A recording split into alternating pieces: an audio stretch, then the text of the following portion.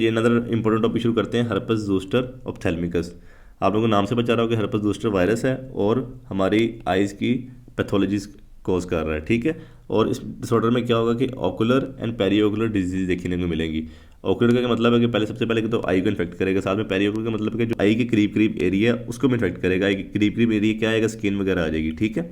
ऐसा क्यों हो रहा है? आप लोगों ने पढ़ा होगा ट्राइजेमिनल नर्व की 3 ब्रांचेज होती हैं। एक तो ऑप्थेल्मिक ब्रांच होती है, दूसरी मैक्सिलरी होती है, तीसरी मैंडिबुलर होती है, ठीक है। या आप लोगों को डायग्राम पता चला होगा, जो ग्रीनिश एरिया है ना, इसको सारी की सारी हमारी सप्लाई कर रही है ऑप्थेल्मिक ब्रांच, ठीक है।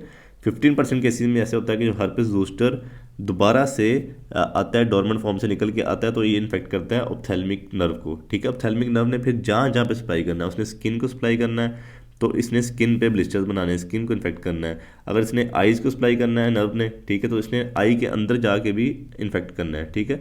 तो ये इस वजह से पेरियोकुलर डिजीज़ भी करेगा, ओकुलर डिजीज़ भी करेगा। एटियोलॉजी क्या आ जाएगी, हमने वो ऑलरेडी देख लिया कि हर्पस जोस्टर वायरस होगा, मतलब ह्यूमन हर्पस वायरस टाइप 3। इसकी टाइप्स आप लोगों ने माइक्रोबायोलॉजी में पढ़ी होंगी, हर्पस वायरस की टाइप्स थी, ठीक है। तो बेसिकली होता क्या है कि ना, आप लोगों को पता है प्राइमरीली जब हम इन्फेक्ट होते हैं, मोस्टली तो बच्चे इन्फेक्ट होते हैं क्योंकि वो इम्यूनो कम्प्रोमाइज होते हैं, उनकी इम्यूनिटी थोड़ी वीक होती है, तो चिकन पॉक्स उनमें ही ज़्यादा देखे जाते हैं जब फर्स्ट टाइम हमारा जो हर्पस वेरिसेला, आप लोगों ने पढ़ा होगा, हर्पस वेरिसेला जोस्टर वायरस था, ठीक है, वेरिसेला जोस्टर वायरस कह लो, ठीक है।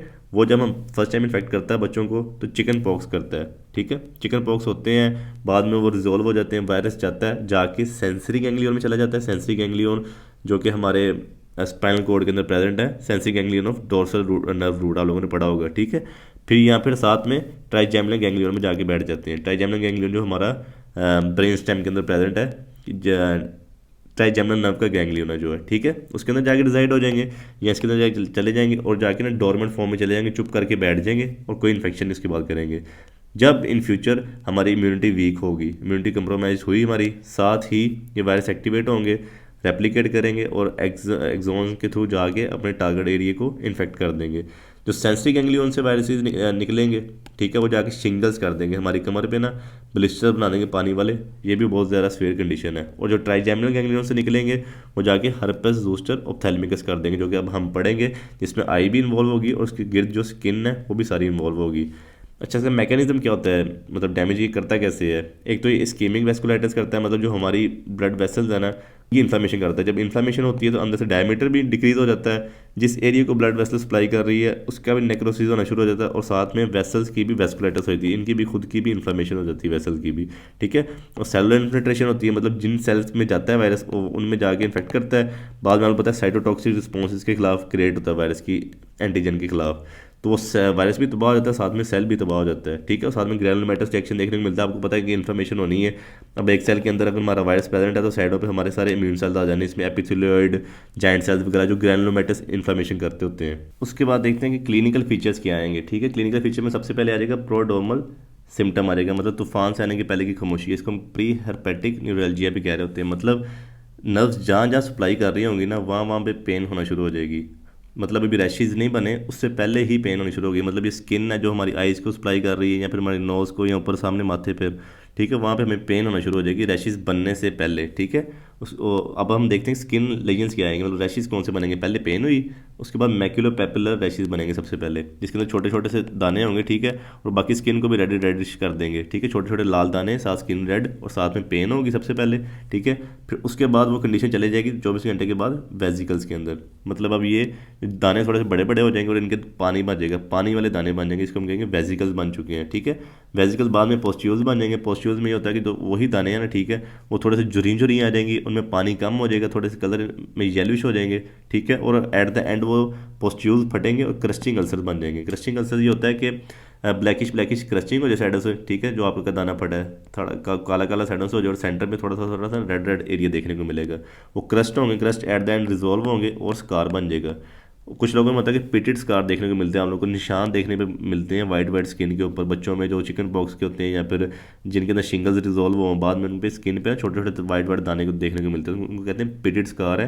क्रस्टिंग अल्सर बना था, उसके बाद वो रिजॉल्व हो गया, ठीक है।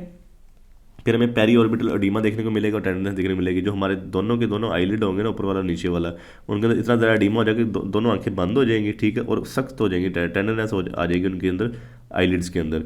और फिर पोस्ट हर्पेटिक न्यूरल्जिया देखने को मिलेगा। जो पेशेंट टाइम पे मेडिसिन नहीं ले पाते, ठीक है, उनके अंदर रिजॉल्व होने के बाद भी रैशेज वगैरह रिजॉल्व हो जाए, फिर भी उसके बाद भी कई सालों तक उस जगह पे दर्द होती रहती है। ठीक है, ये डायग्राम से आप लोग को मैं दिखा देता हूँ। ये जो आपको ब्लैक ब्लैक नज़र आ रहे हैं ना, ये सारे क्रस्ट अल्सर हैं। उसके बाद चलते हैं हम ओकुलर लेजेंस क्या आएंगी। ठीक है, ओकुलर मेन है, पहले तो मैं स्किन पढ़ा दी है, स्किन भी इंपॉर्टेंट है, लेकिन ओकुलर मेन है क्योंकि हमारा टॉपिक इस टाइम ऑप्थेल्मिकस का है। ठीक है, हर्पेस जोस्टर ऑप्थेल्मिकस। ठीक है, ओकुलर में सबसे पहले हमारा कॉर्निया सबसे इंपॉर्टेंट है। ठीक है, उसके अंदर क्या देखने को मिलेगा कि जो हमारा सबसे पहले लेयर है कॉर्निया की, एपिथेलियल लेयर। ठीक है, एपिथेलियल लेयर में हमें छोटे छोटे मतलब कैराटाइड्स देखने को मिलेंगे, मतलब छोटे छोटे सेल्स टूट जाएंगे हमारे एपिथेलियल सेल्स जो कॉर्निया के हैं। ठीक है, तो एपिथेलियल कैराटाइटिस हो जाएगा रैशेज के 2 दिन के बाद। पहले स्किन पे रैशेज बने, उसके 2 दिन के बाद हमारे एपिथेलियल के सेल थोड़े थोड़े टूटेंगे, पंक्टेड एपिथेलियल हो जाएगा। पंक्टेड एपिथेलियल कैराटाइटिस उस कंडीशन को कहेंगे। ठीक है, फिर उसके 4 से 6 दिन के बाद माइक्रोडेंट्राइड अल्सर देखने को मिलेंगे। माइक्रोडेंट्राइड अल्सर क्या होंगे, आपको लास्ट वीडियो में पढ़ाया था कि जो हर्पेस सिम्प्लेक्स वायरस के अंदर डेंट्राइड्स बन रहे थे। ठीक है, ब्रांचिंग अल्सर बन रहे थे। ठीक है, इसके अंदर भी ऐसा होगा, लेकिन बिल्कुल छोटे छोटे से होंगे और वो मोर सैटेलाइट शेप होंगे। मतलब सैटेलाइट होता है कि जिस तरह स्टार फिश नहीं होती, एक ही पॉइंट होता है और बाकी उसकी टांगें होती हैं। ठीक है, ऐसे ऐसे होंगे और बिल्कुल छोटे से होंगे, ब्लैक होंगे, फ्लैट होंगे और कोई सेंटर में अल्सरेशन नहीं पाई जाएगी। और ये सूडो डेंटिटिक होंगे, थोड़ा डिफ्रेंशिएट करना है इसको हर्पेस सिम्प्लेक्स वायरस से। और बिल्कुल छोटे छोटे होंगे, पहचाने में नहीं जाएंगे। और फिर उसके बाद फिलामेंटस कैराटाइटिस देखने को मिलेगा। फिलामेंटस कैराटाइटिस ये होगा कि आपको पता है कि अब हमारे छोटे छोटे पंक्टेड अल्सर्स हो चुके हैं, अगर आपस में ज्वाइन हो गए हैं। ठीक है, पंक्टेड कैराटाइटिस हुआ, ये वाला जो सबसे पहले कंडीशन थी, वो आपस में ज्वाइन हुए, छोटी सी एक छोटा सा धागा सा बन गया हुआ है। ठीक है, ऊपर से अगर आगे म्यूकस गिरता है, आप लोगों को पता है कि इन्फेक्शन आंख में म्यूकस तो बनेगा बनेगा, और उसके ऊपर अगर म्यूकस की लेयर आ जाए ना, तो हमें बाहर से देखने में ऐसा लगता है कि जैसे फिलामेंट्स पड़े हुए हैं कैराटाइटिस के अंदर। फिर उस कंडीशन को हम कहते हैं फिलामेंटस कैराटाइटिस। फिर उसके 10 दिन के बाद, मतलब रैशेज के 10 दिन के बाद न्यूमुलर कैराटाइटिस हो जाता है कुछ कंडीशंस के अंदर। आपको पता है कि एपिथेलियल लेयर के बाद हमारी बोमेंस लेयर आती है, ग्रीन वाली बोमेंस लेयर है। ठीक है, इसके अंदर कुछ ग्रैन्यूल्स पाए जाएंगे नीचे इसके, बोमेंस लेयर के नीचे। और आपको पता है सारी एपिथेलियल लेयर ऊपर जुड़ी हुई है। ठीक है, तो वो भी ऐसे रैशेज के साथ अपीयर होगी। तो इस कंडीशन को हम कहेंगे न्यूमुलर कैराटाइटिस है। नीचे ग्रैन्यूल्स पाए जा रहे हैं, ऊपर साथ में कैराटाइटिस पाया जा रहा है एपिथेलियल सेल्स का। ठीक है, उसके बाद डेसिफॉर्म कैराटाइटिस हो जाता है। अगर हमारी ये आपको पता है कि बोमेंस लेयर के बाद हमारा स्ट्रोमा आता है। अगर स्ट्रोमा इन्वॉल्व हो जाएगा इस कंडीशन के अंदर, तो उसको हम कहेंगे डेसिफॉर्म कैराटाइटिस है, कि उसके अंदर भी एडिमा वगैरह हो गया हुआ है और साथ में कैराटाइटिस, ऊपर एपिथेलियल सेल्स का भी इन्फ्लेमेशन हो चुकी है। ये तकरीबन 3 वीक्स बाद होगा रैशेज बनने के 3 वीक्स बाद, और ये बहुत लेस कॉमन है, ये भी लेस कॉमन है। सबसे कॉमन ये कंडीशन है जो एपिथेलियल सेल्स के साथ हो रही होती है।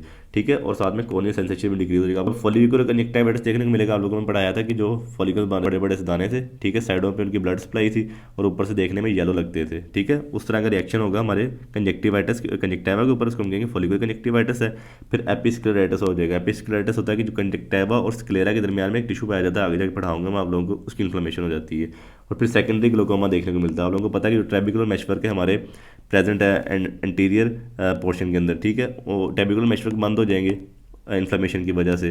तो आप लोगों को पता है उसके अंदर जो हमारा एक्वस ह्यूमर पाया जा रहा है वो ट्रेबिकुलर मेशवर्क से ड्रेन हो रहा होता है। ठीक है, अगर ट्रेबिकुलर मेशवर्क बंद हो गए हैं तो एक्वस ह्यूमर इंक्रीज हो जाएगा, तो इंट्राओकुलर प्रेशर इंक्रीज हो जाएगा अंदर, तो सेकेंडरी ग्लोकोमा हो जाएगा। फिर उसके बाद एंटीरियर यूवेटस देखने को मिलेगा। यूवेटस आप लोगों को पता है यूवेल ट्रैक है जो हमारा आइरस है, और उसके साथ जो सिलियरी बॉडी है और पीछे कोरॉइड है जो हमारी तीसरी लेयर है, स्क्लेरा वगैरह में आएगा, आगे जाके पढ़ेंगे। ठीक है, उसकी भी साथ में इन्फॉर्मेशन देखने को मिलेगी। और जो हमारे एंडोथेलियल सेल्स होते हैं, लास्ट लेयर होती है कॉर्निया की, उसके ऊपर थोड़े बहुत प्रेसिपिटेट्स देखने को मिलेंगे। इन्फ्लेमेटरी सेल्स का आपको पता है सारा यहाँ पे आयरस पड़ा हुआ है, आयरस की इन्फ्लेमेशन हो गई है, सिलियरी बॉडी की इन्फ्लेमेशन हो गई है, तो यहाँ से इन्फ्लेमेटरी सेल्स जाएंगे, कुछ टूटे फूटे एपिथेलियल सेल्स जाएंगे और जाके नीचे एंडोथेलियल के साथ जुड़ जाएंगे, तो उसको हम कहेंगे कैरेटिक प्रेसिपिटेट्स हो चुके हैं नीचे हमारे एंडोथेलियल पे। ठीक है, उसके बाद न्यूरोलॉजिकल कॉम्प्लिकेशन क्या देखने को मिलेगी, हो सकता है कि जो हमारी क्रेनियल नर्व्स है उनकी पाल्सीज हो जाए, मतलब क्रेनियल नर्व्स पैरालिसिस में चले जाए। ये बहुत सीवियर कंडीशन होती है, ऑटोइम्यून डिसऑर्डर की तरफ चले जाती है बात, ज़्यादा इसकी डिटेल में नहीं आना, बस ये याद रख लो कि पाल्सीज हो सकती है क्रेनियल नर्व की। मोस्ट कॉमनली थर्ड नर्व, क्योंकि आपको पता है क्लोमोटर नर्व भी हमारी ज़्यादा आई को सप्लाई कर रही है,